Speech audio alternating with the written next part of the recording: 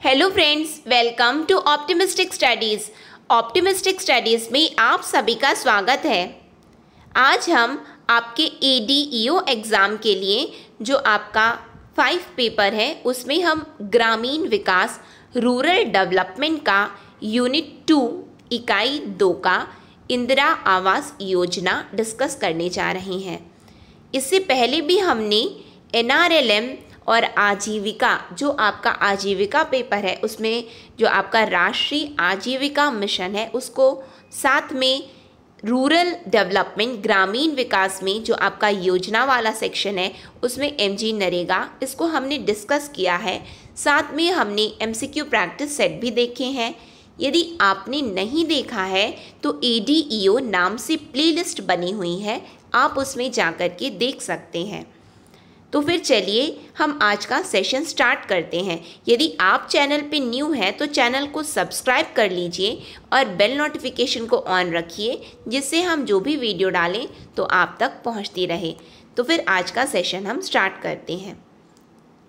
Start करने से पहले मैं आप सभी को बताना चाहती हूँ, यदि आप ADEO एग्ज़ाम के प्रिपरेशन कर रहे हैं और ऑप्टिमिस्टिक स्टडीज़ के साथ अपने प्रिपरेशन को करना चाहते हैं तो आप इस कोर्स को हमारे मोबाइल ऐप से अवेल कर सकते हैं, जिसकी फ़ीस है 1199, नियरली अबाउट 1200 रुपये।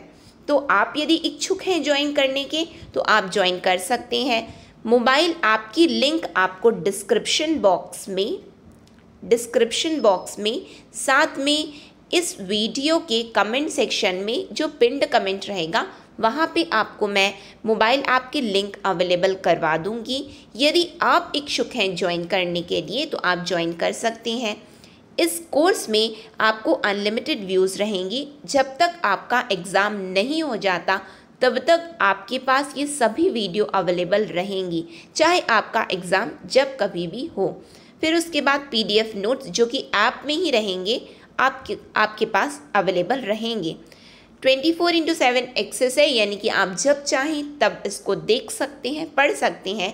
ऑफलाइन एक्सेस यानी कि मान लीजिए आप जहाँ कहीं भी रह रहे हैं वहाँ पे नेट कनेक्टिविटी सही नहीं है तो आप थोड़ी देर के लिए यदि नेट एरिया में हैं तो आप अपने वीडियोस को डाउनलोड कर सकते हैं। ऑफलाइन वीडियो डाउनलोड कर सकते हैं ऐप में ही, और उसके बाद आप ऑफलाइन भी उन वीडियो को देख सकते हैं। चैट सपोर्ट रहेगा जिसमें आप मुझसे डायरेक्टली अपनी सभी क्वेरीज को पूछ सकते हैं। यदि कहीं पे भी कुछ भी आपको डाउट आता है तो आप चैट सपोर्ट में मुझसे जहाँ भी डाउट आता है तो आप अपनी क्वेरीज को रिजॉल्व कर सकते हैं। अधिक जानकारी के लिए आप हमें इस व्हाट्सएप नंबर पर व्हाट्सएप भी कर सकते हैं। साथ में यदि आप मोबाइल ऐप डाउनलोड कर सकते हैं तो डायरेक्टली आपको चैट सपोर्ट की एक्सेस मिल जाती है, तो आप डायरेक्टली वहाँ पे भी अपनी कमेंट्स को पोस्ट कर सकते हैं। यदि आप इच्छुक हैं ज्वाइन करने के लिए तो आप ज्वाइन कर सकते हैं ADEO एग्ज़ाम कोर्स। कैसे अवेल करना है तो इसका वीडियो पहले ही बनाया गया है, तो आप यदि इच्छुक हैं ज्वाइन करने के लिए तो आप उस वीडियो को देख सकते हैं। चलिए फिर हम आज का सेशन स्टार्ट करते हैं। सेशन में जैसा कि मैंने आपको टॉपिक बताया है कि ग्रामीण विकास जो रूरल डेवलपमेंट आपका पेपर है, जिसमें 30 मार्क्स का क्वेश्चन आने वाला है। 30 क्वेश्चन 30 मार्क्स का। तो इसमें आपकी योजनाएं दी हुई हैं। योजनाओं में आज हम जो देखने जा रहे हैं वो है इंदिरा आवास योजना। क्या नाम है? इंदिरा आवास योजना। इसको प्रेजेंटली किस नाम से जाना जाता है? तो इसको इंदिरा आवास योजना, ठीक है। आई होप कि IEY मैं लिखूंगी तो आपको समझ में आ जाएगा। I for Indira, E for आवास, Y फॉर योजना, ठीक है। प्रेजेंटली इसको किस नाम से जाना जाता है? तो प्रेजेंटली इसको प्रधानमंत्री आवास योजना ग्रामीण, किस नाम से? प्रधानमंत्री आवास योजना ग्रामीण के नाम से जाना जाता है। जो मेरे पेड स्टूडेंट हैं, जो भी एनरोल्ड स्टूडेंट हैं, वो ये सेशन को ना देखें क्योंकि उनका ये ऑलरेडी हो चुका है। ये टॉपिक मैंने आपको कवर करवा दिया है। जो लोग एनरोल्ड नहीं हैं, जिन्होंने नहीं पढ़ा है, ये उनके लिए सेशन है, जो कि कहीं पे भी कुछ कोर्स अवेल नहीं कर पाए हैं या फिर वो सेल्फ प्रिपरेशन कर रहे हैं, ये उनके लिए ये सेशन है। तो जो लोग पढ़ चुके हैं उनको ये देखने की आवश्यकता नहीं है। तो क्या मैंने आपको बताया कि प्रेजेंटली इस योजना का क्या नाम है? इंदिरा आवास योजना का प्रेजेंट नाम है प्रधानमंत्री आवास योजना ग्रामीण। जो मैं बता रही हूँ आप उसको नोट डाउन भी करते हुए चलिए, जिससे आपका एक नोट्स प्रिपेयर हो जाए इसके लिए, ठीक है। फिर उसके बाद हमको एक बात याद रखनी है, तो ग्रामीण नाम आया, इसका मतलब ये जो इंदिरा आवास योजना है वो किन के लिए है? क्या हमको यहाँ से क्लियर हो सकता है क्या कि ये रूरल पीपल्स के लिए है, यानी कि जो ग्रामीण क्षेत्रों में निवासरत लोग हैं ये उनके लिए ये स्कीम है, ठीक। अब सवाल उठता है कि ठीक है स्कीम तो है, बट ये बताओ कि आई कब? मैंने क्या कहा, ये बताओ आई कब? तो इसके लिए हमारा आंसर क्या बनेगा? इंदिरा आवास योजना आई कब? यदि आपसे क्वेश्चन आता है एग्जाम में तो आपको क्या याद रखना है? 1985-86 में आई, ठीक, 85-86 में आई। जो मैं बोल रही हूँ मैं बार बार आपको बोल रही हूँ, नोट करते हुए चलो, क्योंकि हर चीज़ यहाँ पे लिखी हुई नहीं है, इसीलिए मैं बोल के आपको बता रही हूँ, ठीक। कब आई? 85-86 में आई। अब नाम तो इंदिरा है, नाम क्या है? इंदिरा है। क्या इसका मतलब ये हम इसका मतलब ये समझें क्या कि इंदिरा गांधी जी ने लाया है इसको? क्या हम ये समझें इसका मतलब? तो नहीं, बिल्कुल भी हम ये नहीं समझेंगे। क्यों नहीं समझेंगे? क्योंकि जो इंदिरा आवास योजना है वो राजीव गांधी जी जब प्रधानमंत्री थे, यानी कि राजीव गांधी जी की सरकार के द्वारा लाया गया था। किसके द्वारा लाया गया था? राजीव गांधी जी की सरकार के द्वारा लाया गया था, ठीक है। नाम इंदिरा आवास योजना है, लाया किसके समय में गया? राजीव गांधी जी की सरकार के द्वारा लाया गया। कब लाया गया पूछेंगे तो क्या होगा आपका आंसर? 85-86 में, ठीक है। क्या इतनी बातें आप याद रख सकते हैं? आपको रखनी पड़ेगी अपने एग्जाम के लिए। योजना को ऐसा मत समझो बहुत कठिन है, बहुत मज़े से पढ़ो। मज़े से मतलब आप बोलोगे क्या मैडम कैसे बात करते हो, कैसे मज़े से पढ़ें, समझ में तो कुछ आता नहीं, पढ़ेंगे कैसे? टेंशन मत लो, टेंशन लेके पढ़ते हो ना, होगा कैसे सोचते हो, सब हो जाएगा। एकदम बस रिलैक्स होकर के पढ़ो, पॉजिटिव फीलिंग से पढ़ो। ये सोचो मुझसे ही होगा, मैं नहीं करूँगा तो कौन करेगा? मैं ही तो बनूंगा ADO, ठीक है, मुझे ही तो क्रैक करना है। और बड़े मज़े से पढ़ो। आ जाओ टॉपिक में। बात आती है इंदिरा आवास योजना, इसका मतलब ये आवास से संबंधित है, बिल्कुल आवास से संबंधित है। लेकिन इस योजना में बताया क्या गया है? तो इस योजना में बताया गया है कि जो हाउसिंग होती है, जो आवास होता है, वह मनुष्य की अनिवार्य आवश्यकता होती है। क्या होता है? ध्यान देना, भले ही छोटा सा पॉइंट है लेकिन इम्पॉर्टेंट पॉइंट है। क्यों इम्पॉर्टेंट है, कहाँ इम्पॉर्टेंट है, वो भी मैं आपको बताऊंगी। क्या है? ये एक एसेंशियल नीड है मैन की। बोले ठीक है, हमको पता है, हम तो बचपन से सुनते आए हैं, रोटी कपड़ा मकान, रोटी कपड़ा मकान, यही तो एसेंशियल नीड है मनुष्यों की। तो कौन सी नई बात बता दिए आप? तो फिर ये आवास योजना बोली नई बात ही तो मैं बता रही हूँ। तो वो बोले कैसी नई बात है? क्योंकि एग्जामिनर हमसे पूछ सकता है। क्या पूछ सकता है? कि इंदिरा आवास योजना के तहत मनुष्य की अनिवार्य आवश्यकता क्या है? तो हमको याद रखना है हाउसिंग। क्या याद रखना है? हाउसिंग। एक बार और रिपीट कर दूं क्वेश्चन। यदि हमसे एग्जाम में पूछता है इंदिरा आवास योजना के अंतर्गत मनुष्य की अनिवार्य आवश्यकता क्या है, तो हमको कहाँ पे टिक करना है? हाउसिंग, आवास है। ठीक है, अब समझ में आया। बहुत छोटा पॉइंट है लेकिन वहाँ से भी क्वेश्चन बन सकता है। MCQ के फॉर्म में पढ़ा करो, बहुत इजी पड़ेगा आपको पढ़ने में। ठीक है, आगे आ जाते हैं। तो मैंने आपको बताया कि ये कहाँ के लिए है? ग्रामीण क्षेत्रों में निवासरत लोगों के लिए है। ग्रामीण क्षेत्रों में निवासरत लोगों के लिए। अब बात उठती है, क्या ग्रामीण क्षेत्रों में निवासरत सभी लोगों के लिए है? क्या सभी लोगों के लिए है क्या? तो बिल्कुल नहीं। इस योजना में बोला गया कि जो कोई भी बिलो पॉवर्टी लाइन है, कहाँ? रूरल एरियाज में। क्या बोला गया इसमें? जो कोई भी क्या है? गरीबी रेखा से नीचे जीवन यापन कर रहे हैं। कहाँ पे, ग्रामीण क्षेत्रों में, ये उसके लिए योजना है। ठीक है, तो उनके लिए ये करता क्या है, तो उनके लिए ये फाइनेंशियल असिस्टेंस प्रोवाइड करवाता है। फाइनेंशियल असिस्टेंस मतलब होता है आर्थिक सहायता उपलब्ध कराता है। क्यों करवाता है, तो आवास के लिए। किस लिए करवाता है, जिससे वो आर्थिक सहायता आवास निर्माण हेतु करवाया जाता है। क्यों करवाया जाता है, हाउसिंग कंस्ट्रक्शन के लिए। हाउसिंग कंस्ट्रक्शन के लिए, टेंशन मत लो, एक बार फिर रिपीट कर रही हूँ। ठीक है, क्या बोला गया इसमें बोला गया कि इंदिरा आवास योजना, इंदिरा आवास योजना क्या करती है, क्या सभी के लिए है क्या, तो ये योजना बोली नहीं, मैं सभी के लिए नहीं हूँ। तो फिर किसके लिए हो आप, तो ये बोल रही है कि मैं हूँ बिलो पावर्टी लाइन वाले लोगों के लिए, बीपीएल फैमिलीज़ के लिए। किसके लिए, जो गरीबी रेखा से नीचे जीवन यापन कर रहे हैं। बोले सभी लोग, बोले नहीं, ये बोली जो रूरल एरियाज़ में रहते हैं, जो ग्रामीण क्षेत्रों में रहते हैं, मैं उनके लिए हूँ। बोले ठीक है, करते क्या हो आप, तो ये योजना बताई कि मैं ना आर्थिक सहायता प्रदान करती हूँ।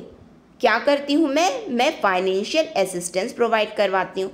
तो हम बोल रहे हैं अच्छा फाइनेंशियल असिस्टेंस देते हो, हाथ में पैसे पकड़ा देते हो क्या, तो बोले नहीं, सुनो तो पहले, जो मैं फाइनेंशियल असिस्टेंस देती हूँ ना, मैं हाउसिंग कंस्ट्रक्शन के लिए देती हूँ। किस लिए देती हूँ मैं, आवास निर्माण हेतु देती हूँ।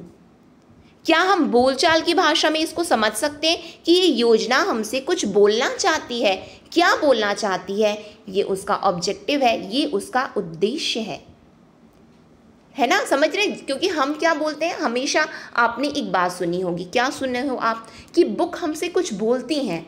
बुक क्या बोलती है, यदि आप उसको सही तरीके से पढ़ना जानते हैं ना बुक को, तो बुक हमसे कुछ बोलती हैं। क्या बोलती हैं, यदि आप उनसे बातें करोगी तो वो वही जो आपके प्रश्न है वो उनका उत्तर देगी। तो इसी तरह से इस योजना को क्या हम क्वेश्चन आंसर फॉर्मेट में समझ सकते हैं क्या, हम बिल्कुल समझ सकते हैं। यदि कहीं पे कुछ ना समझ में आए तो आप मुझसे कमेंट सेक्शन में भी पूछ सकते हैं। ठीक है, आगे आ जाते हैं हम। आगे क्या बताया गया, तो ये बोली मैं फाइनेंशियल असिस्टेंस तो है मेरे पास में, मैं वित्तीय सहायता तो देती हूँ, आर्थिक सहायता देती हूँ। अब हम बोल रहे हैं अच्छा तो पैसे कहाँ से पाते हो, पैसे कहाँ से पाते हो, तो ये बोली अरे ये बात कर रहे हो क्या, पैसे की बात करते हो।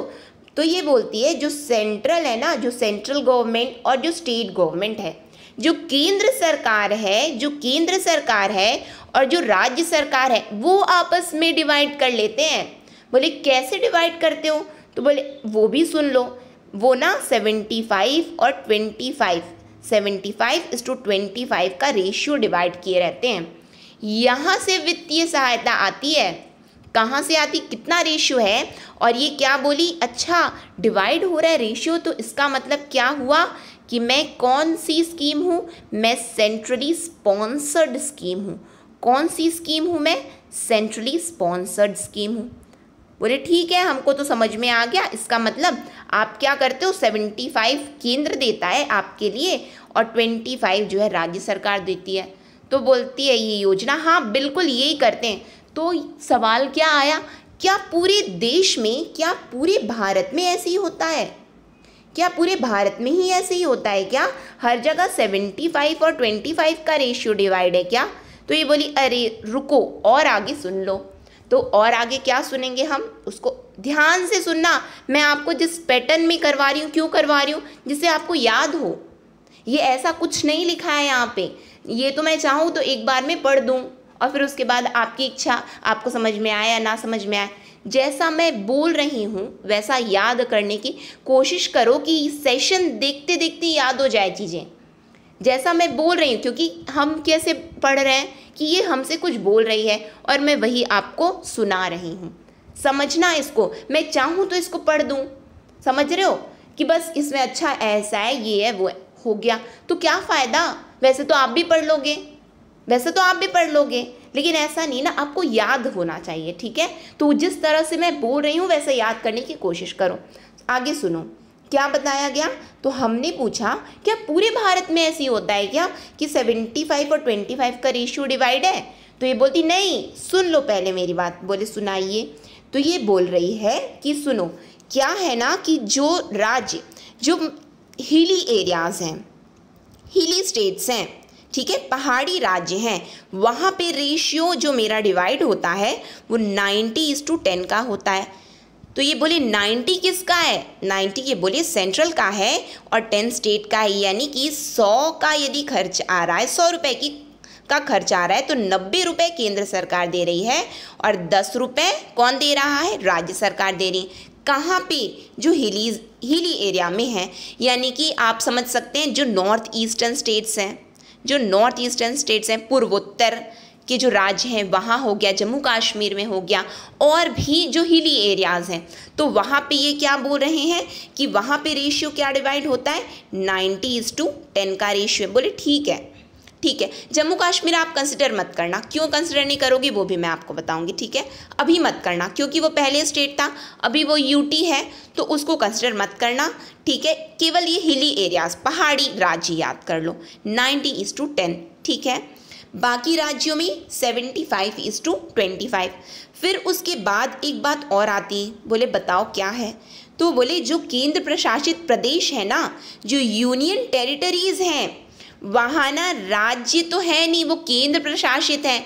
तो क्या करते हैं कि केंद्र सरकार ना 100% खर्च कौन उठाता है, राज्य सरकारें केंद्र सरकारें उठाती हैं।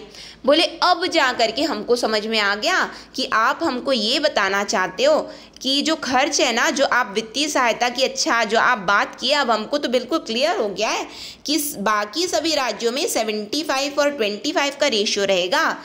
जो हिली एरियाज़ हैं, जो पहाड़ी राज्य हैं, वहाँ पे जो है 90:10 का रहेगा, लेकिन जो केंद्र प्रशासित प्रदेश, जो यूनियन टेरिटरीज है ना, वहाँ 100% खर्च जो है सेंट्रल गवर्नमेंट उठाएगी। बोले हाँ, मैं यही तो बताने की कोशिश कर रही हूँ। तो आपने क्या कहा, हमको बिल्कुल समझ में आ गया। आगे बढ़े, हम आगे देखते हैं और क्या है। आगे अब बात आती है कि यदि एग्जामिनर आपसे पूछेगा कि समझ में तो सब कुछ रट के आए हो बिल्कुल, अच्छा तो ये बताओ पर्पस क्या है, इसका उद्देश्य क्या है। बोले अच्छा आप पर्पस की बात करते हो, तब तो हमको बिल्कुल याद है।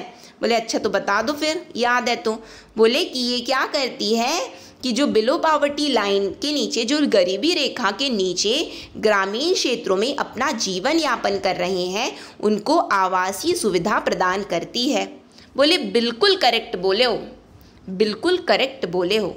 तो आपको 1 नंबर मिल गया, समझ रहे हो, आपको याद हो गया है। मैं ऐसा एक्सपेक्ट कर रही हूँ कि देखते देखते आप याद कर रहे हैं, ठीक है। आपको अच्छा लगे या ना लगे, लेकिन आपको इस तरह से पढ़ना पड़ेगा। यदि एकदम अरे यार योजना आ गई, याद ही नहीं होती है मुझे, तो ऐसे याद नहीं होता। आप मज़े लेकर के पढ़ोगे, सब याद हो जाएगा आपको, ठीक है। तो पर्पस आपका बिल्कुल क्लियर हो गया होगा, एकदम दिमाग में छप गया होगा। ठीक, आगे आ जाते हैं हम। आगे अब बताया जा रहा है कुछ की पॉइंट्स, हम देखेंगे कि आखिर है क्या ये योजना, आखिर है क्या ये योजना। तो फर्स्ट पॉइंट है, जैसा कि मैंने आपको बताया, अभी जस्ट बताया है मैंने, कि ये सेंट्रली स्पॉन्सर्ड स्कीम है। क्या है ये, केंद्र प्रवर्तित योजना है, जिसका 75 कौन उठाया, भारत सरकार, और 25 कौन उठाता है खर्च, राज्य सरकार। तो बोले ठीक है, ये पॉइंट तो हमको समझ में आ गया। नया बताओ ना, ये तो हमको समझ में आ गया। तो नया इसमें क्या है, ध्यान से सुनिए, ठीक है। क्या है कि जो राशि दी जाती है, जो राशि उपलब्ध कराई जाती है, किस तरह से उपलब्ध कराई जाती है, ग्रामीण क्षेत्रों में तो है, ग्रामीण क्षेत्रों के लिए, जो ग्रामीण क्षेत्रों में निवासरत लोग हैं, गरीबी रेखा से नीचे हैं, उनके लिए तो है, ठीक है। लेकिन कैसे देते हैं, तो इसमें बताया जा रहा है डिस्ट्रिक्ट वाइज डिटरमाइंड किया जाता है। किस तरह से निर्धारित होता है, तो जिलेवार राशि का निर्धारण किया जाता है। किस तरह से, जिलेवार, डिस्ट्रिक्ट वाइज, ठीक है, कि कौन किस जिले में है, तो वो जिलेवार राशि का निर्धारण होता है। अब सवाल उठता है, करता कौन है। डिस्ट्रिक्ट वाइज अमाउंट तो डिटरमाइन की गई, किसके द्वारा की गई, तो हमको क्या याद रखना है, भारत सरकार द्वारा। किसके द्वारा, भारत सरकार द्वारा। एग्जामिनर बहुत होशियार हैं, बहुत होशियार हैं, अब तभी तो आपका एग्ज़ाम ले रहे हैं। उनको पता है कि हम भारत सरकार में ध्यान नहीं देंगे। क्यों नहीं देंगे, क्योंकि जहाँ पे ज़िले की बात आ जाती है ना, तो हमारे दिमाग में ना एक बात बैठी रहती है, स्टेट गवर्नमेंट ही कर रही होगी हर चीज़। राज्य सरकार ही, जहाँ डिस्ट्रिक्ट की बात आती है तो हम दिमाग में बैठा के रखें, कुछ भी करेगी ना तो राज्य सरकार कर रही है। तो ये क्लियरली इस योजना में मेंशन है कि जो जिलेवार राशि का निर्धारण होता है वह भारत सरकार द्वारा होता है। ठीक है, आगे आ जाते हैं हम। आगे बात आती है कि ये वित्तीय सहायता देती है किस लिए? आवास निर्माण के लिए। लेकिन ये बोलती क्या है? ये बोलती है कि जो आवास है ना, जो लाभार्थी हैं वह स्वयं ही अपने आवास को बनवाएंगे। They themselves construct their houses. ठीक है, क्या है इसमें? The houses are constructed by the beneficiary himself. और ये ग्राउंड रियलिटी है क्या? हमको नहीं पता है क्या कि आवास योजना के तहत हम खुद आवास का निर्माण करवाते हैं और केवल सरकार पैसे देती है?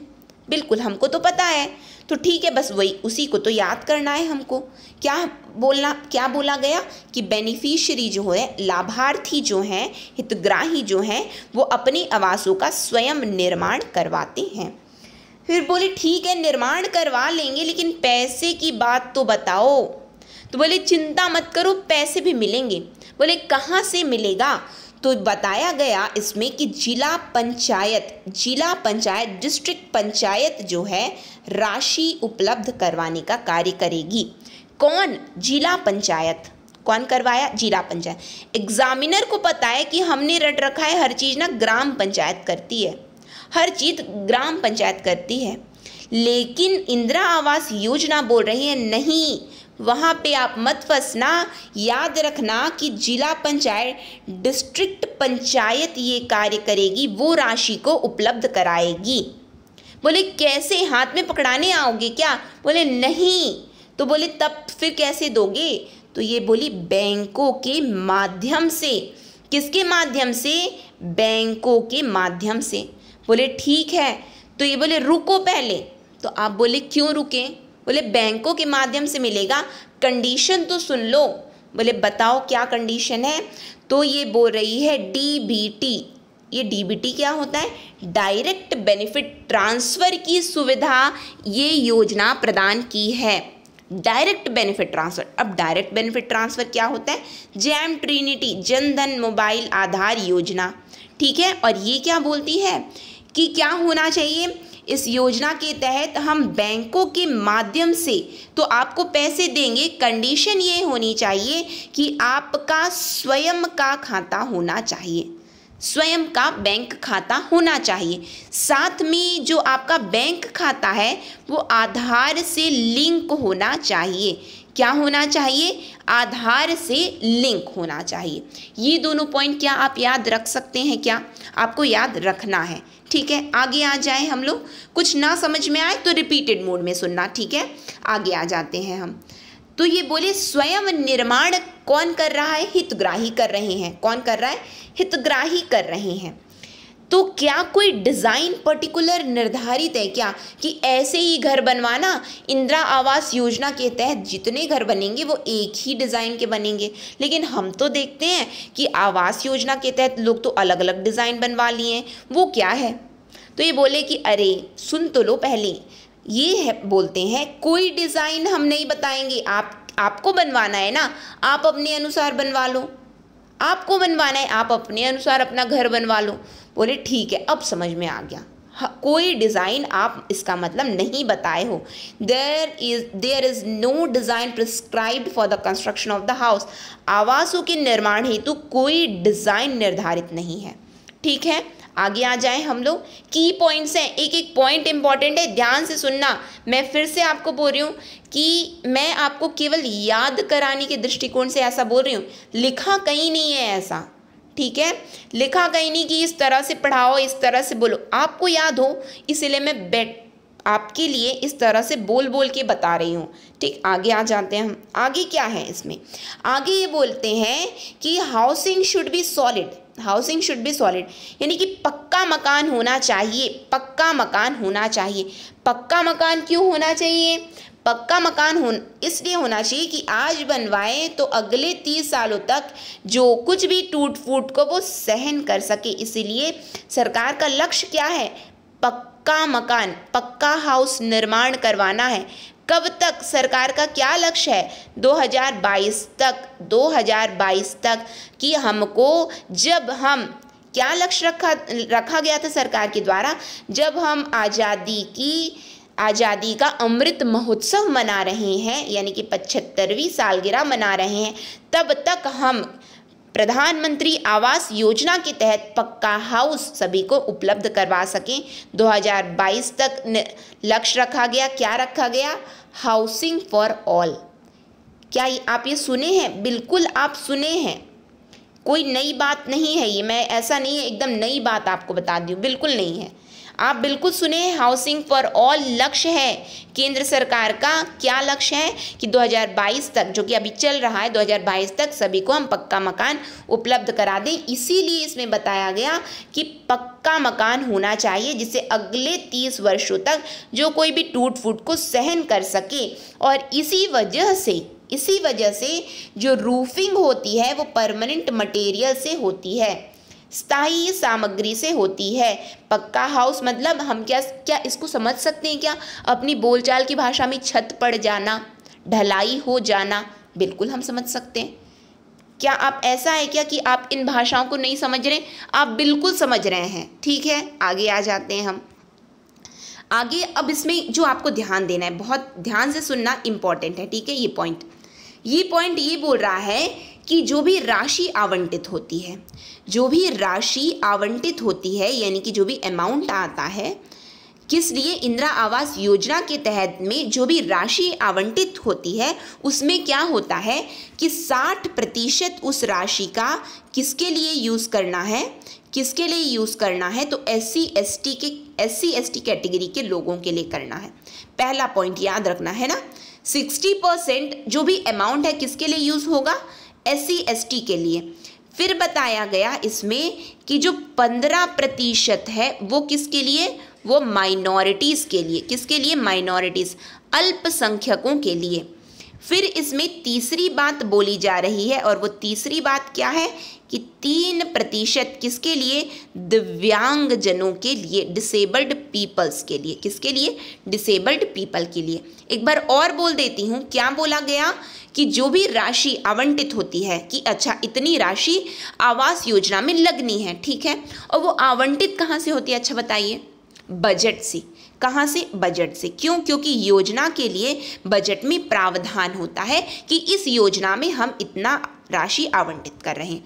ठीक है, तो क्या बताया जा रहा है इसमें कि जो राशि आवंटित होती है उसमें क्या करेंगे कि 60% एससी एसटी के लिए निकाल लो, 15% माइनॉरिटीज़ अल्पसंख्यकों के लिए निकाल लो, और 3% जो है डिसेबल्ड पीपल, जो दिव्यांगजन है, उनके लिए निकाल लीजिए, निःशक्त जनों के लिए निकाल लीजिए। ठीक है, ये प्रावधान है इस योजना में। आगे आ जाते। आगे क्या है कि जैसे कि मानिए कि किसी का घर बना दिया गया, ठीक है, किसी का हाउस कंस्ट्रक्ट कर दिया गया। अब क्या हुआ कि नेचुरल कैलामिटीज़ आ गई, प्राकृतिक प्रकोप आ गया, नेचुरल कैलामिटीज़ आ गई, प्राकृतिक प्रकोप आ गया, यानी कि क्या हो गया? मतलब कि अब आप समझ सकते हैं प्राकृतिक प्रकोप आया है तो घर की अब स्थिति क्या है क्या नहीं है ना। तो उसके लिए क्या बोला गया है कि यदि प्राकृतिक प्रकोप आ जाता है तो उसके लिए केंद्र सरकार, कौन सी सरकार? केंद्र सरकार पहले से ही 5% फंड को अपने पास सेफ रखेगी। कितनी राशि? 5%। कि कहाँ? किसके लिए? प्राकृतिक प्रकोप के लिए, यदि कहीं आ जाता है तो, जिससे क्या कर सकें वो दोबारा रिहैबिलिटेट, पुनरावास जिसको बोलते हैं, रिहैबिलिटेट करवा सकें। ठीक है, रिहैबिलिटेशन के लिए वो रखते हैं 5%। कौन रखता है? तो केंद्र सरकार के पास में वो राशि जमा रहती है। और फिर उसके बाद ये अच्छा यहाँ पे ना प्राकृतिक प्रकोप आया, ये कौन बताता है? तो जिला पंचायत, डिस्ट्रिक्ट पंचायत ये बात बताती हैं आगे। सरकारों को कौन खबर देता है? जिला पंचायत के माध्यमों से पता चल जाता है। फिर बात क्या आती है कि अच्छा घर बनवा रहे हो किसके नाम पे है? घर आप बनवा रहे हो किसके नाम पे? तो ये योजना बोली ये घर ना या तो परिवार में पत्नी के नाम पे होगा। किसके नाम पे? पत्नी के नाम पे होगा। अथवा या अथवा बोला गया, ठीक है, क्या बोला गया, अथवा संयुक्त रूप से पति पत्नी दोनों, संयुक्त रूप से जॉइंटली बाय द हस्बैंड और वाइफ्स नेम, ठीक है, संयुक्त रूप से पति पत्नी, ठीक। फिर उसके बाद बोला गया कि लेकिन कि किसके अलावा, किसको छोड़ करके, जो विडोज़ हैं या फिर जो अनमैरिड पर्सन है उनको छोड़ करके, क्योंकि संयुक्त रूप से जहाँ पति पत्नी की बात आ गई तो विडोज़ नहीं है, अनमैरिड नहीं है, तो इसीलिए वो सिंगल भी रह सकते हैं, यानी कि उनके नाम पे भी हो सकता है घर, ठीक है। आगे आ जाते, ये प्रावधान है जो कि सिंपल आपको समझने की बात है, मतलब आई डोंट थिंक सो कि इतनी एक्सप्लेनेशन की इसमें किसी प्रकार की आवश्यकता है। आगे आ जाते हैं हम, आगे बात आती है, ठीक है, घर बनवाने का कार्य कर रहे हैं, साथ में क्या होगा, साथ में मैंडेटरी है कि क्लीन टॉयलेट्स का निर्माण करवाया जाए। घरों के निर्माण के साथ में, आवासीय सुविधा के साथ में क्या होगा, क्लीन टॉयलेट्स, स्वच्छ शौचालयों का भी निर्माण होगा। अब हमारे मन में, तो क्या आप ये बता रहे हो कि इंदिरा आवास योजना में स्वच्छ टॉयलेट बनते हैं क्या, जो शौचालय है वो इसके अंतर्गत बनते हैं क्या? तो ये बोली नहीं, मैं क्या कर रही हूँ, साथ में जो ये स्वच्छ भारत अभियान, इसके तहत जो टॉयलेट कंस्ट्रक्शन होते हैं, तो हम लोग ना, हम सब साथ में आ गए हैं, हम सब साथ में आ गए हैं, इसीलिए मैंडेटरी कर दिया गया, अनिवार्य रूप से बोल दिया गया कि क्या करो, स्वच्छ शौचालयों का निर्माण करवाओ। तो हमारे मन में सवाल उठना चाहिए कि शौचालय का निर्माण करवा रहे हो, पैसे कौन देगा, पैसे कौन देगा? तो बोले टेंशन मत लो, पैसे भी मिलेंगे। पैसे कितने मिलेंगे? तो बताया गया इसके अंतर्गत 12,000 रुपये, कितना, 12,000 रुपये राशि आवंटित की जाएगी, दी जाएगी, उपलब्ध करवाई जाएगी। कहाँ के लिए है ये? तो शौचालय निर्माण के लिए है, ठीक है। किसके तहत? तो ये आवासीय सुविधा के साथ साथ स्वच्छ भारत अभियान जो चल रहा है उसके तहत क्या बनाया जाता है। स्वच्छ भारत का अच्छा लक्ष्य क्या है कि देश को ओपन डेफिकेशन फ्री करना है ना, तो वही है टॉयलेट्स निर्माण, टॉयलेट कंस्ट्रक्शन होनी चाहिए। इसीलिए बताया गया कि इसके लिए हम कितना दे रहे हैं, 12,000 रुपये की राशि दे रहे हैं। बोले ठीक है, और क्या है, और बताओ। तो बोले मनरेगा के तहत जो रोजगार उपलब्ध कराए जाते हैं, तो इसके तहत हम क्या करेंगे कि लाभार्थी जो हैं, जो भी लाभार्थी है उनको हम 90 to 95 डेज का जो क्या करेंगे, वेज उपलब्ध करवा रहे हैं। कौन सा? स्किल्ड वेज उपलब्ध करवा रहे हैं, कुशल मजदूरी मनरेगा के तहत में हम करवाएंगे। कितने दिन की? तो वो भी हमको याद रखना है, 90 to 95 डेज, 90 to 95 डेज। अब आपके मन में ये सवाल उठना चाहिए कि ये सब लिखा कहाँ है, कहाँ से पढ़ा रहे हो? तो ये आप छत्तीसगढ़ गवर्नमेंट की साइट में जाएंगे, छत्तीसगढ़ गवर्नमेंट की ऑफिशियल साइट में जाएंगे तो आपको ये सब लिखा हुआ मिल जाएगा। आप वहाँ से क्रॉस चेक भी कर सकते हैं, साथ में आप वहाँ से पढ़ भी सकते हैं, ठीक है। आगे आ जाएं हम लोग, आगे देखते हैं आगे क्या बात आती। और मैं आपको ये बात बिल्कुल बताना चाहूँगी, यदि आप सेल्फ प्रिपरेशन कर रहे हैं, यदि आप सेल्फ प्रिपरेशन कर रहे हैं तो मैं आपको एक बात ज़रूर बोलना चाहूँगी, ऑथेंटिक सोर्स से पढ़िए। और योजनाओं के लिए ऑथेंटिक सोर्स क्या होता है? स्वयं सरकारें होती हैं, स्वयं गवर्नमेंट की जो वेबसाइट होती है वही ऑथेंटिक सोर्स होता है, और वही आपके इवन दावा आपत्ति में भी वो लागू हो जाएगा। यदि कोई गलत यदि ले लिया गया है आंसर, तो उसको आप अपना क्या कर सकते हैं, दावा आपत्ति में भी उसको आप बता सकते हैं कि हमने यहाँ से पढ़ा है। तो आप यदि सेल्फ प्रिपरेशन कर रहे हैं तो बिल्कुल गवर्नमेंट की वेबसाइट से पढ़िए, यहाँ वहाँ से मत पढ़िए, ठीक है। आगे आ जाते हैं हम, आगे क्या बताया गया कि यहाँ पे, ठीक है, आप बोल दिए 12,000 तो टॉयलेट कंस्ट्रक्शन के लिए, आप तो ये बताए ही नहीं हो कि आवासीय सुविधा जो दे रहे हैं उसके लिए पैसे कितने दिए जा रहे हैं, पैसे कितने दिए जा रहे हैं। तो ये बताए कि हम क्या करेंगे कि जो मैदानी क्षेत्रों में रहते हैं, जो प्लेन एरियाज में रहते हैं, मैदानी क्षेत्रों में जो निवासरत हैं, उनके लिए हम 1,20,000, कितना, 1,20,000 की राशि उपलब्ध करवाएंगे। बोले ठीक है, याद हो गया हमको। 1,20,000 कहाँ? मैदानी एरिया में जो रहते हैं, मैदानी क्षेत्रों में रहते हैं। लेकिन जो हिली एरियाज़ में रहते हैं, पहाड़ी इलाकों में रहते हैं और जो दुर्गम जगह पे रहते हैं, डिफ़िकल्ट एरियाज़ में जो रहते हैं, उनके लिए क्या प्रावधान है? तो उनके लिए 1,30,000 का प्रावधान है। कितना प्रावधान है? 1,30,000 का। एक बार और रिपीट कर लें हम लोग, जिससे याद हो जाए ये बात कि मैदानी क्षेत्रों में निवासरत के लिए कितना प्रावधान है? 1,20,000 का। और जो पहाड़ी और दुर्गम क्षेत्रों में निवासरत है उनके लिए 1,30,000 का है। प्रेजेंट का है ये, ठीक है, प्रेजेंट का डेटा है, अभी इतना ही दिया जाता है। तो पहले क्या था? तो बताया गया कि यही राशि 70,000 थी, 70,000 थी। कहाँ के लिए? मैदानी क्षेत्रों के लिए। और 75,000 थी कहाँ के लिए? हिली और डिफ़िकल्ट एरियाज़ के लिए, पहाड़ी और दुर्गम क्षेत्रों के लिए। इसका मतलब 70,000 से बढ़ा करके ये राशि 1,20,000 कर दी गई, 1,20,000 कर दी गई।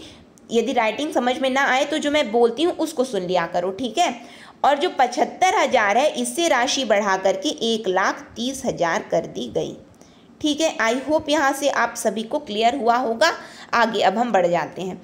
आगे क्या है बात? आगे ये बात बताई जा रही है कि पैसे तो दे दिए, पैसे डकार जाएंगे क्या? कि 1,20,000 मिला, वाओ पैसे मिल गए, 1,30,000 मिल गया, वाओ बढ़िया पैसे मिले, चलो अब पार्टी करते हैं इससे। बोले ऐसा कुछ नहीं कर पाओगे। बोले तो क्या करना है? तो बोले कि चिंता मत करो, हम पहले से ही एम्प्लॉयमेंट असिस्टेंट अपॉइंट कर दिए हैं इस योजना के तहत। बोले अरे ये क्या होता है? बोले कि रुक जाओ, बता रहे ना हम बता रहे हैं। हम क्या कर रहे हैं? हम इसके लिए रोजगार सहायक को हम लोग क्या कर दिए हैं? हम लोग इसके लिए अपॉइंट किए हैं। क्यों किए हैं? उसके लिए। अब ध्यान से सुनिए कि ये एम्प्लॉयमेंट असिस्टेंट क्यों है।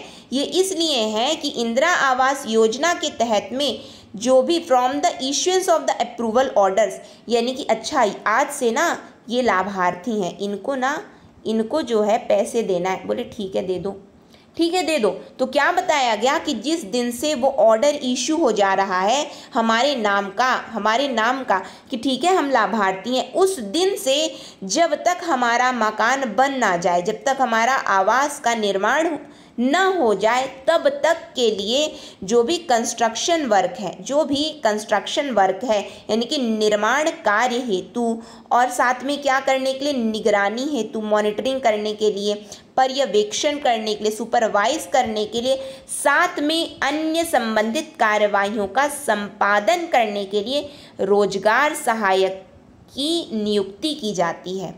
क्या की जाती है? रोजगार सहायक, एम्प्लॉयमेंट असिस्टेंट की नियुक्ति की जाती है कि वो देखरेख करेंगे कि सही में यूज़ कर भी रहे हो या पार्टी बस मना रहे हो।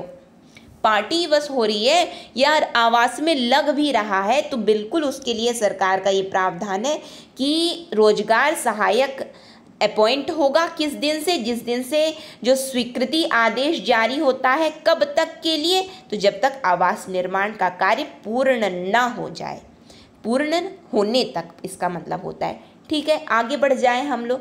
तो बोले ठीक है नियुक्ति कर दिए हो, पैसे इनको कितने मिलेंगे ये भी तो बता दो। बोले ठीक है सुन लो। तो ये बोले कि इनको ना प्रति आवास इनको 150 रुपये दिए जाते हैं, ठीक है। इनको जो है राशि इनको दी जाती है, जो एम्प्लॉयमेंट असिस्टेंट नियुक्त होते हैं तो उनको 150 रुपये प्रति आवास मिलता है, ठीक है। आगे आ जाए हम लोग। आगे अब क्या बात आती है? आगे ये बात आती है कि जो संसद आदर्श ग्राम योजना है उसके तहत क्या होता है कि सांसद लोग ग्राम पंचायत को सिलेक्ट करते हैं और उसका डेवलपमेंट करवाते हैं। बिल्कुल करवाते हैं ना। सांसद आदर्श ग्राम योजना के तहत बिल्कुल आपको पता होगा, पीएससी के लिए आप लोग पढ़ रहे हैं, आपको सब पता है। है ना। तो इस योजना के तहत में क्या होता है कि सांसदों द्वारा ग्राम पंचायतों का सिलेक्शन होता है और वो क्या करते हैं कि ग्राम पंचायतों को बहुत बढ़िया से फिर डेवलपमेंट करवाते हैं। तो ये बोला कि जिस किसी क्षेत्र का सांसदों द्वारा क्या होगा, चुनाव किया जाएगा, यानी कि उनके द्वारा कि ये गांव का ना ये वाले सांसद देख रहे हैं, ये सांसद इस गांव को देख रहे हैं कि इनका ये क्षेत्र है, तो बोला जाए उनको वरीयता पहले दी जाएगी, यानी कि उनको प्रेफरेंस, उस गांव के में आवासीय सुविधा जो उपलब्ध कराना है तो वो पहले करवाई जाएगी। बस इतना है, ठीक है। आगे देखते हैं। आगे आ जाता है कि जैसा कि मैंने आप सभी को बताया कि 5% फंड कहाँ के किसके लिए है, तो यदि कहीं पे भी प्राकृतिक आपदा होती है, हिंसा और विधि व्यवस्था से संबंधित समस्याएं आती हैं, तो वहाँ के लिए ये 5% फंड रिजर्व के रूप में यानी कि आरक्षित रखा जाता है। किसके द्वारा, तो केंद्र सरकार के द्वारा। ये वही फिर से बताया गया है जो कि मैंने आपको समझा दिया है। और इसके लिए फिर स्पेशल प्रोजेक्ट भी सैंक्शन किए जाते हैं कि अच्छा वहाँ पे ना हमने निर्माण कार्य करवाया था, लेकिन अब ना वहाँ पे पूरा वो हो चुका है, सब पूरा बह गया है या फिर टूट गया है, फूट गया, मतलब इस तरह का हो गया है क्योंकि प्राकृतिक आपदा आई थी। तो कैसे करें कि वहाँ पे फिर दोबारा रिहैबिलिटेशन करवाएं क्या, तो केंद्र सरकार बोलती है बिल्कुल करवाया जाएगा, क्योंकि हमने ना पहले से ही 5% उनके लिए निकाल के रखा था, तो टेंशन मत लो। बस यही है, ठीक है। अब हम आ जाते हैं लाभार्थी। मैम इतने देर से बोल रहे हो, ये भी तो बता दो लाभार्थी कौन है, किसको सुविधा मिलेगी। तो ये बोल रहे हैं, ठीक है, हम बिल्कुल बताएंगे कि लाभार्थी कौन है। तो सुन लीजिए लाभार्थी कौन है। लाभार्थी जानने से पहले आपको जो चीज़ जाननी है उसको पहले सुनिए। क्या है कि बेनिफिशियरीज जो होते हैं, लाभार्थी जो हैं, उनके लिए ना एक बात बताई गई है। इसमें क्या बात बताई जा रही है कि जो पात्रता रखेंगे, जो एलिजिबल होंगे, उनका चुनाव कैसे होगा कि जो सोशियो इकोनॉमिक कास्ट सेंसस जो 2011 की लिस्ट आती है, जो 2011, इस आधार पर जो है लाभार्थियों का चुनाव होगा। किस आधार पर, जो सोशियो इकोनॉमिक कास्ट सेंसस 2011 में जिनका नाम है वही लाभार्थी होंगे, वही लाभार्थी हैं। अब बात आती है कि ठीक है, आपने बताया जिलेवार होता है, मैंने बताया ना आपको डिस्ट्रिक्ट वाइज जो है एलोकेशन होता है, डिस्ट्रिक्ट वाइज होता है ये एलोकेशन, ठीक है। तो उसमें क्या होता है कि पहली लिस्ट में नाम आ गया कि गांव के कुछ लोगों का नाम आ गया, तो फिर इनका घर बन जाएगा, बाकी लोग बच गए। तो इसका मतलब ये है क्या उनका नहीं आएगा, तो नहीं, वो लिस्ट जो है किसके आधार पर हो रही, चुनाव किसके आधार पर हो रहा है ये, यानी कि कैसे लाभार्थी चुने जा रहे हैं। तो सोशियो इकोनॉमिक कास्ट सेंसस 2011 में जिस किसी का नाम है तो उनका सभी का निर्माण होगा, सभी का आवासीय निर्माण होगा। तो किसी का पहले नाम आ जाता है, किसी का बाद में नाम आ जाता है, लेकिन आएगा सबका नाम, ठीक है। बस बात यह है कि किसी का पहले है तो किसी का बाद में। ये क्या है, ये कब की स्थिति है, तो ये प्रेजेंट का स्टेटस है, यानी कि प्रेजेंटली यही होता है कि किसका घर बनेगा, एलिजिबल कौन होंगे, तो जिनका सोशियो इकोनॉमिक कास्ट सेंसस 2011 में नाम है वो सभी बेनिफिशियरी हैं, सभी लोग उसके बेनिफिशियरी हैं।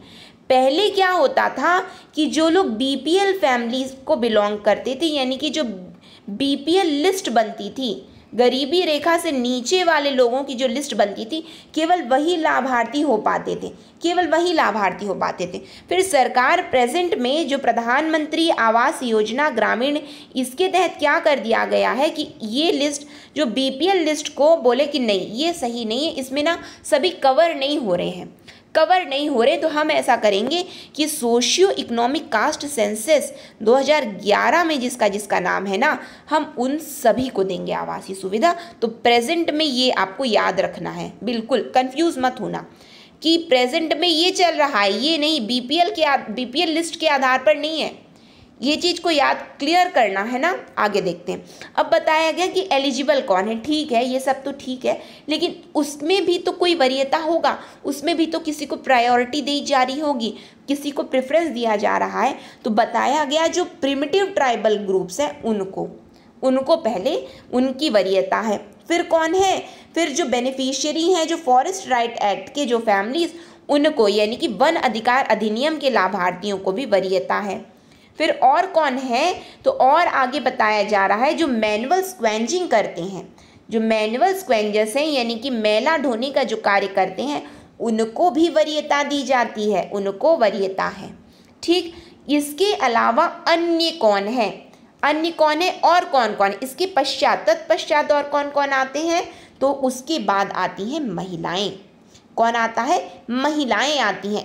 कौन सी महिलाएं, कौन सी महिलाएं, तो इसमें बताया गया है विडोज जो विधवा हैं, डाइवोर्स्ड और एबेंडेंड विमेन यानी कि जो तलाकशुदा परित्यक्ता महिलाएं हैं, वो जो किसी भी तरह की हिंसात्मक गतिविधियों का जिस शिकार हुई हैं, जो पीड़ित हैं, साथ में जिनके पतियों का, पति मतलब जिनके पति का है ना, पतियों नहीं होगा, सॉरी फॉर द वर्ड, जिनके पति जो है 3 साल से लापता हैं, जिनके पति 3 साल से लापता है, ऐसी महिलाओं को भी वरीयता दी जाती है। साथ में ऐसे परिवार जहाँ पे महिला जो है मुख्य है, यानी कि प्रधान कौन है, उस फैमिली की हेड कौन है, महिला है, ऐसी महिलाओं को प्रेफरेंस दी गई है। मैं यहाँ पे बिल्कुल क्षमा प्रार्थी हूँ, मैं पतियों बोलती हूँ, क्षमा प्रार्थी हूँ कि गलती से मेरे मुंह से निकल गया, जिनके पति 3 साल से लापता हैं। ठीक है, आगे आ जाते हैं हम।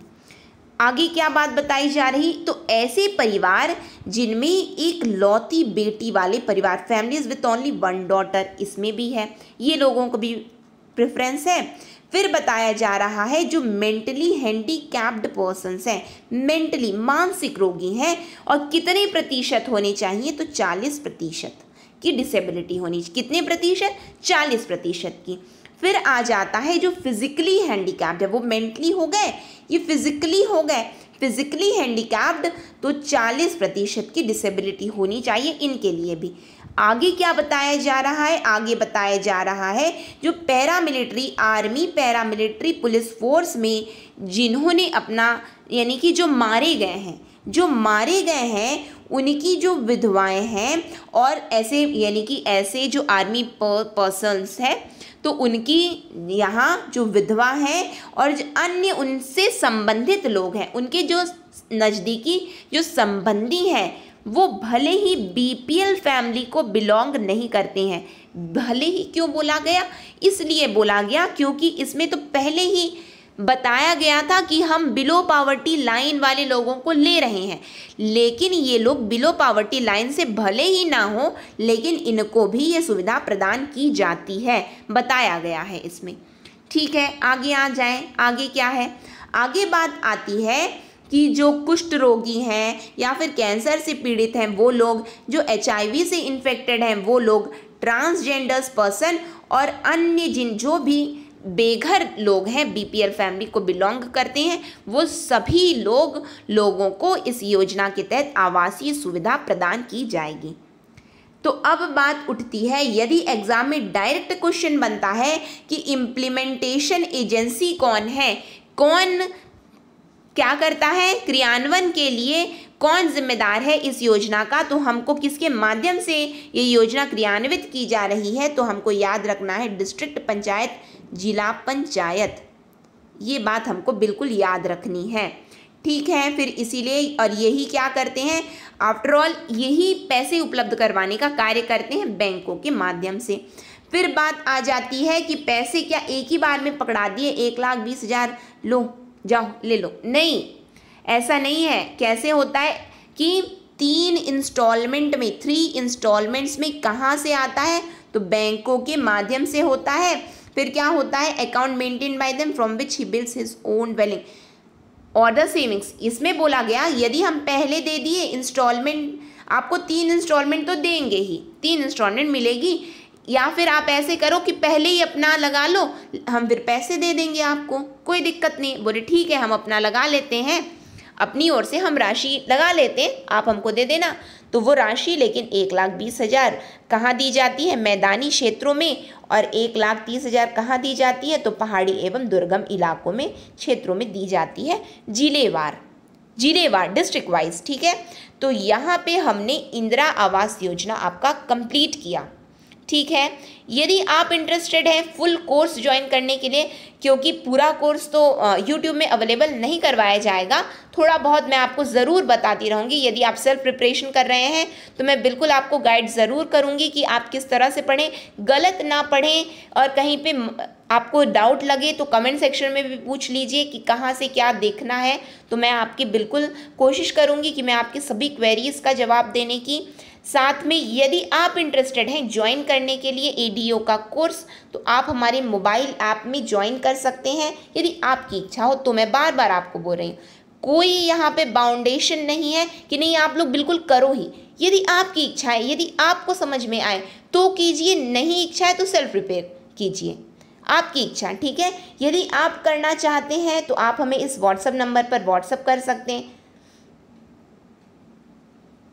इस व्हाट्सएप नंबर पर व्हाट्सएप कर लीजिए और जानकारी ले लीजिए। नहीं तो आप मोबाइल ऐप को डाउनलोड कर लीजिए, प्ले स्टोर से कर लीजिए तो ठीक है, नहीं तो मैं लिंक आपको दे दूंगी मोबाइल ऐप की, डिस्क्रिप्शन बॉक्स में भी रहेगी। साथ में कहाँ रहेगा ये, इसकी लिंक कमेंट सेक्शन में भी पिन रहेगी, वहाँ से आप मोबाइल ऐप डाउनलोड कर सकते हैं और उसके बाद इस कोर्स को आप अवेल कर सकते हैं। कहीं पे भी अवेल करने में कोई दिक्कत जाती है तो आप हमें व्हाट्सएप से पूछ सकते हैं कि हमको समझ में नहीं आ रहा है, बता दीजिए कि कैसे हम लोग ज्वाइन करें, तो वो भी आपको बता दिया जाएगा। यदि ये सेशन आपको अच्छा लगा हो तो प्लीज़ लाइक कीजिए, ज़्यादा से ज़्यादा लोगों तक शेयर कीजिए। और यदि आपने चैनल को सब्सक्राइब नहीं किया है तो चैनल को सब्सक्राइब कर लीजिए और बेल नोटिफिकेशन को ऑन रखिए, जिससे हम जो भी वीडियो डालें तो आप तक पहुँचती रहे। क्योंकि इस तरह से जहाँ कहीं भी आवश्यकता पड़ेगी तो मैं आपके लिए वीडियो लेकर के आऊँगी कि आपको कहाँ पे किसी भी टॉपिक में यदि आवश्यकता पड़ती है तो आप मुझे बता देना कि ये टॉपिक ये हमको समझ में नहीं आ रहा है, ये करवा दीजिए, तो मैं बिल्कुल कोशिश करूँगी वो टॉपिक करवाने की, ठीक है। नेक्स्ट सेशन तक के लिए optimistic learning. Thank you for the session.